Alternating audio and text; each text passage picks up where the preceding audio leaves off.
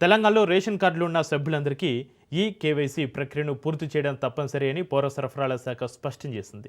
Ration కార్డులో పేరున్న ప్రతి సభ్యుడు కూడా తమ సమీపంలోని రేషన్ దుకాణానికి వెళ్లి బయోమెట్రిక్ వేలిముద్ర లేదా ఐరిస్ స్కాన్ ద్వారా ఈ ప్రక్రియను పూర్తి చేయాలని ఈ కేవైసీ పూర్తి చేయడానికి డిసెంబర్ 31, 2025 వరకు గడువు ఉంది.